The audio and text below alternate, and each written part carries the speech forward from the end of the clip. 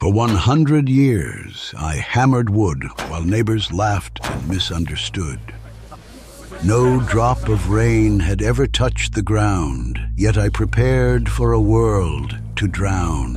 I was a preacher of righteousness in a violent land, building salvation with a calloused hand.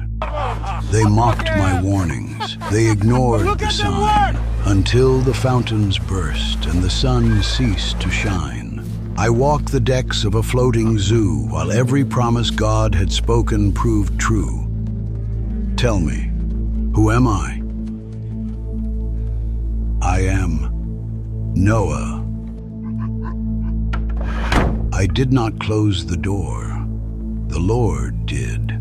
They that went in male and female of all flesh as God had commanded me, and the Lord shut us in. For many years I warned them, not in secret and not in riddles. I spoke plainly.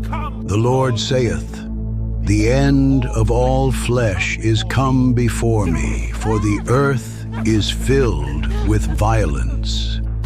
But violence had become normal to them. Mockery was easier than repentance. For 120 years, my voice was heard throughout the land. Few believed. Not because the warning was unclear, but because time passed and nothing happened. The ark was not built in silence. Every plank was a question. Every beam asked them something. Why build for rain that had never fallen? Why prepare for judgment when life felt uninterrupted? They said I was a fanatic, a fool. They laughed because they were comfortable, and comfort is persuasive. The door did not close quickly, it stood open, day after day, year after year, no guard, no lock.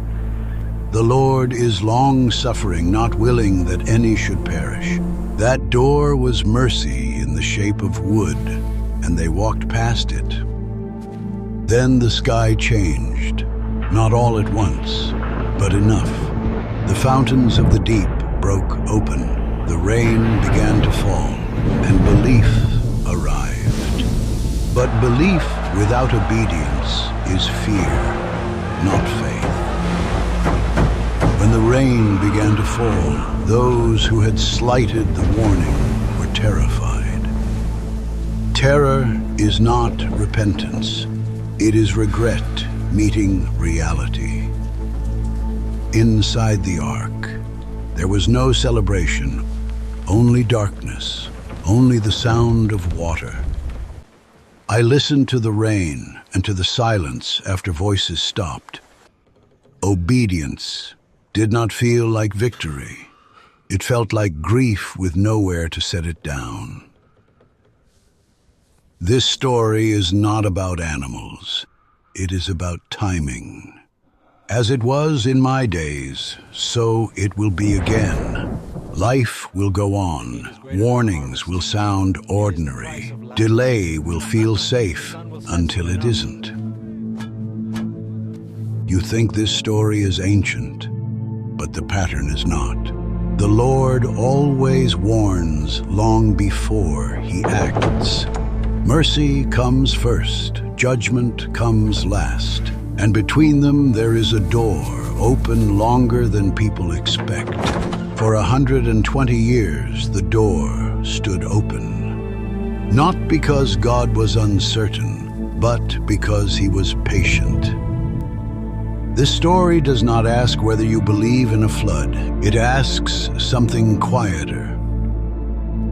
What are you delaying because nothing has happened yet? Because one day the door will close, and it will not be loud.